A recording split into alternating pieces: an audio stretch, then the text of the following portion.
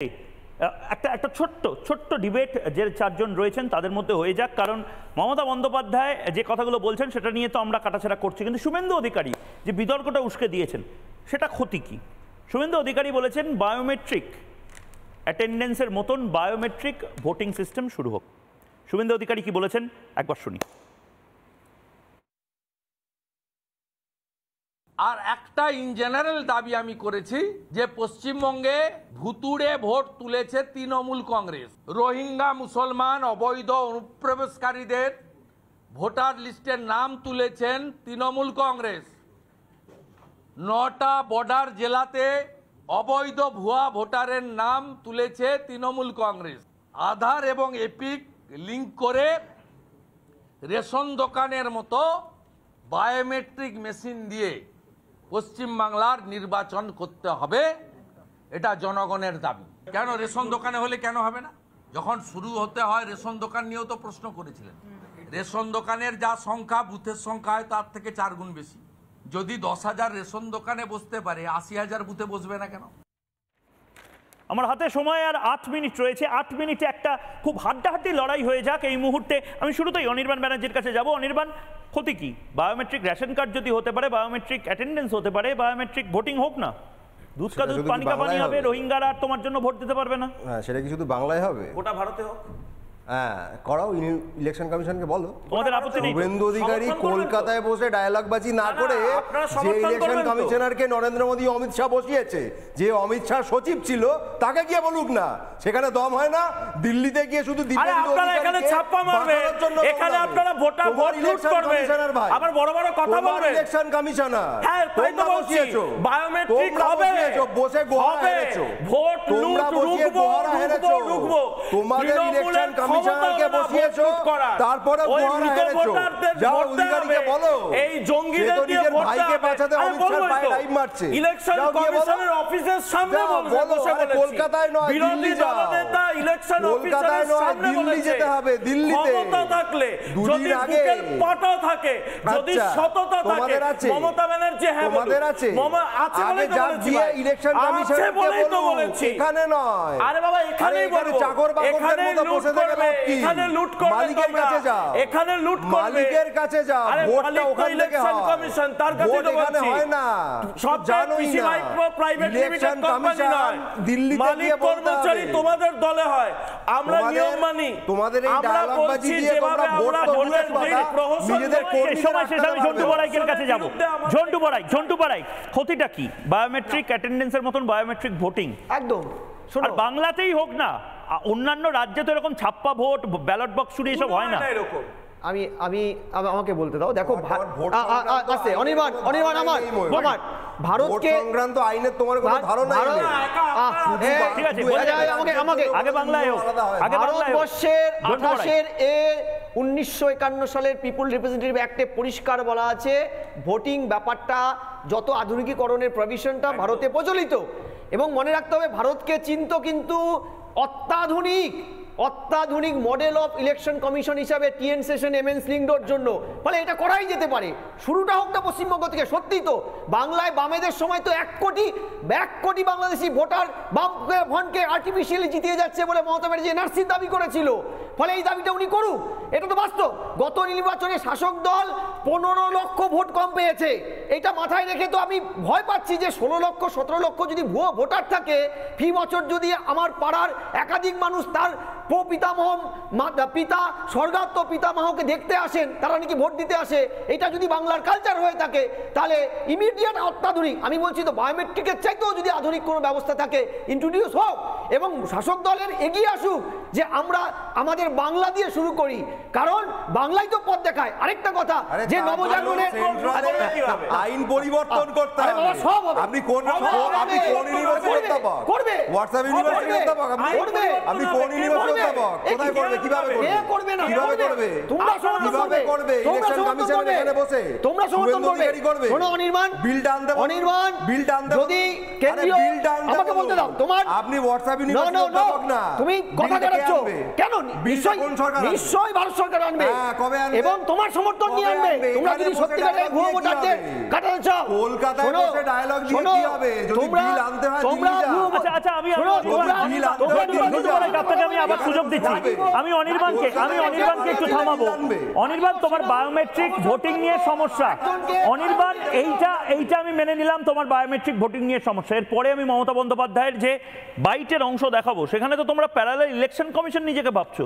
এটা তোমাদের কাজ নয়। মমতা বন্দ্যোপাধ্যায় তৃণমূল কর্মীদেরকে নির্দেশ দিচ্ছেন বাড়ি বাড়ি গিয়ে দেখে আসতে তারা গুজরাট, আসাম, বিহার এই সমস্ত জায়গার ভোটার। কে তৃণমূল কংগ্রেস? ইলেকশন কমিশন নাকি? দেখুন মমতা বন্দ্যোপাধ্যায় কি বলেছেন, তারপরে অনির্বাণ এবং ঝন্টু বড়াইয়ের কাছে যাবো। 2026-এর খেলাটা আর একটু জোরে মারতে হবে, বল জোরে মারতে হবে। আর সেই কাজটা শুরু হবে ভোটার লিস্ট থেকে। প্রথম কাজ হচ্ছে নাম্বার 1 ভোটার লিস্ট। এটা বুথের কর্মীদের করতে হবে। জেলা সভাপতিরা ইমিডিয়েট দায়িত্ব নিয়ে বুথের কর্মীদের নামান। 7 দিনের মধ্যে জেলা কমিটি, যারা একটা করে কোর কমিটি আমরা করে দেব, যারা ভোটার লিস্টের কাজটা এখন থেকে করতে হবে। যারা ভালো করবেন তাদের সেখানে জায়গা হবে। অনির্বাণ, এটা তো ডেঞ্জারাস একটা খেলা। মমতা বন্দ্যোপাধ্যায় প্রথম ওভার থেকে খেলতে চাইছে। ভীষণ ডেঞ্জারাস। বিজেপিকে 30 এর তলায় নামিয়ে দেবো। ভীষণ ডেঞ্জারাস। আরে তোমাদের কে দায়িত্ব দিয়েছে?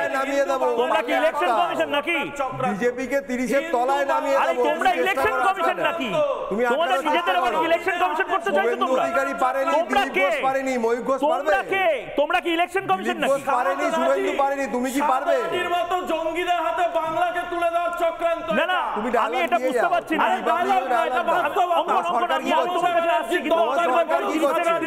অমিত শাহকে বলো কিছু। অনির্বাণ,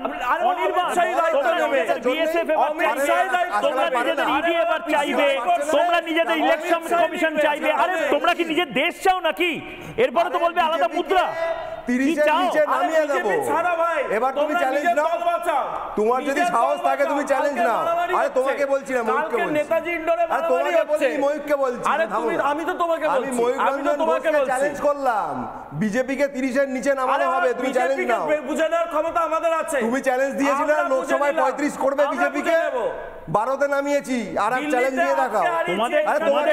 তোমাদের তো এই মুহূর্তে যা দেখে মনে হচ্ছে এরপরে তো বাংলাদেশে ভোট লড়ার জন্য বোধহয় তুমি যাবে।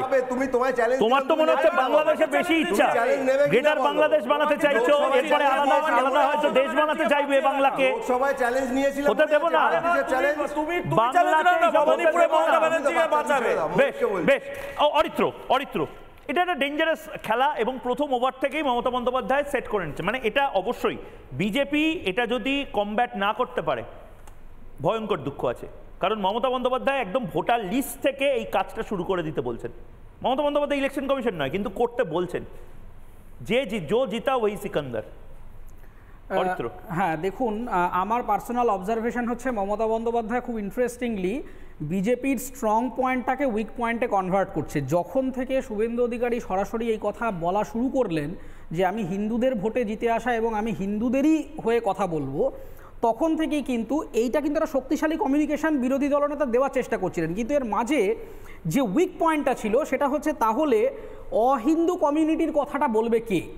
এই যে প্রশ্ন চিহ্ন, এইখান থেকে তৃণমূল কিন্তু ঢুকে গেল এবং সেখান থেকে তারা বলার চেষ্টা করলো যে অহিন্দু যে কোনো কমিউনিটিকে নিয়ে কথা বলবার জন্যে তৃণমূল কংগ্রেস আছে। এবং এইখান থেকে যে কমিউনাল লাইনে খেলতে গিয়ে উনি যে বিপদটা দেখে আছে, তার কারণ মমতা বন্দ্যোপাধ্যায় স্বরাষ্ট্র দপ্তর তার পশ্চিমবঙ্গের ডেমোগ্রাফি নিয়েই সামাল দিয়ে উঠতে পারছেন না।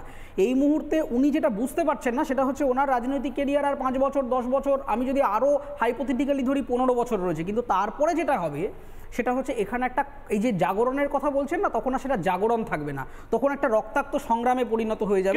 বায়োমেট্রিক ভোটিংটা নিয়ে তোমার কি মত? না, বায়োমেট্রিক ভোটিং যে কোনো জায়গাতে দেখুন, রেশনও বায়োমেট্রিক ছিল, তারপরেও কিন্তু চুরি জালিয়াতি এখানে হয়েছে। তার মানেটা হচ্ছে যে কোনো জায়গাতে ইউনিভার্সাল অ্যাডাল্ট ফ্র্যাঞ্চাইজি ভারতবর্ষের সংবিধানে গ্রহণ করা হয়েছিল, ঠিক কথাই। কিন্তু আমাদের এখানে সবথেকে বড় যেটা প্রবলেম সেটা হচ্ছে এডুকেশন। আপনি বিরাট অঙ্কের পপুলেশনকে বায়োমেট্রিক ডেটা কিভাবে দিতে হবে, কিভাবে ভেরিফাই করতে হবে, এই জিনিসপত্রগুলো যতক্ষণ না আপনি শিক্ষিত করতে পারছেন, শিক্ষিত মানে শুধুমাত্র সার্টিফিকেশনের ডিগ্রি নয়, শিক্ষার কথার অর্থ হচ্ছে অ্যাওয়ারনেস, আপনি যতক্ষণ না পর্যন্ত তাদেরকে সচেতন করতে পারছেন।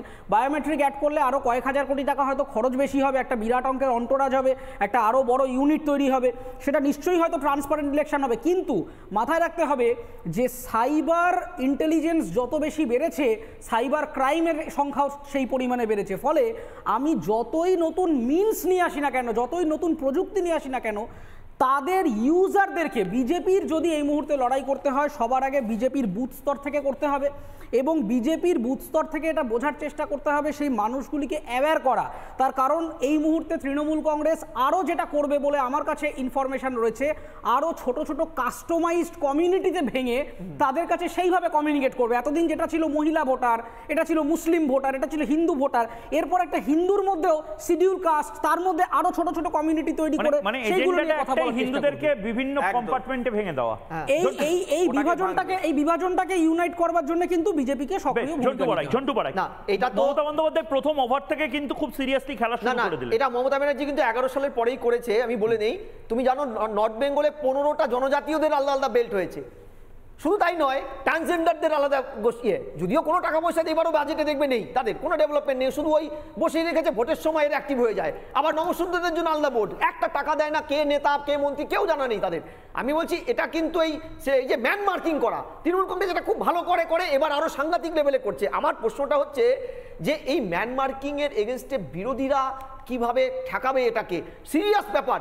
নবজাগরণের কথা বলছে, অথচ উনি ভালো করে জানেন এই নবজাগরণ বাংলায় যেটা প্রথমে এসেছিল, সেই নবজাগরণটা হয়েছিল কিন্তু একজন বহিরাগত, এই যে ভিভিয়ান ডিরোজিওর হাত ধরে। তাহলে আজকে কোন নবজাগরণের কথা বলছেন? সেই নবজাগরণ যেটা বাংলাদেশে হচ্ছে, তথাকথিত নবজাগরণ, তাদের হাত ধরে পরে আমাদের নবজাগরণ হবে, তারা ভোট কন্ট্রোল করবে। 46-এ যেভাবে ভোট কন্ট্রোল করে বাংলাকে ভাগ করা হয়েছিল, সেইটাই ভয় পাচ্ছি আমরা, জানো তো।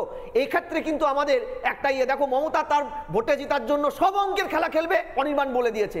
বিরোধীরা কি করছে? রেসপন্সিবল বিরোধীদের ভূমিকাটা কোথায়? কারণ আমরা তো আর ভাগ হতে চাই না, আমরা বাঁচতে চাই। বিরোধী হিসেবে বিজেপি সচেতন আছে, তাই মমতা বন্দ্যোপাধ্যায়ের ষড়যন্ত্রের রেসপন্স বিরোধী দলনেতা করেছেন। 24 ঘন্টার মধ্যে 26 অবধি থাকবে কিনা দেখো, এবং বিরোধী দলনেতা 26 অবধি বিজেপিতে থাকে কিনা দেখো, বিরোধী ছেড়ে দাও। আমার একদম সময় শেষ, আমি এখানেই ডিবেটটা বন্ধ করছি। কিন্তু ওই আশঙ্কাটাই কিন্তু থেকে যাচ্ছে। 1946-47 সালে ভোট ম্যানেজ করে হিন্দুদেরকে ভোট না দিতে দিয়ে একটা নির্দিষ্ট সম্প্রদায়ের ভোট একত্রিত করে বাংলা ভাগ করা হয়েছিল। বাংলা ভাগ বা ভারত থেকে বাংলাকে আলাদা করে দেওয়া কোনোভাবেই সম্ভব নয় অনেকে বলেন, কিন্তু সম্ভাবনার যে ছোট ছোট ছোট ছোট স্ফুলিঙ্গগুলো রয়েছে সেটাও যেন অবিলম্বে বন্ধ করা যায়, তার জন্য এই চিৎকার। বাংলাকে আমরা কেটে বাংলাদেশের সাথে মিশিয়ে দিতে দেব না। নানা ধরনের কন্টেন্ট দেখার জন্য লাইক করুন, শেয়ার করুন আমাদের ফেসবুক পেজ, সাবস্ক্রাইব করুন আমাদের ইউটিউব চ্যানেল। পাশাপাশি অন্যান্য ব্রেকিং নিউজের জন্য অবশ্যই চোখ রাখুন রিপাবলিক বাংলায়।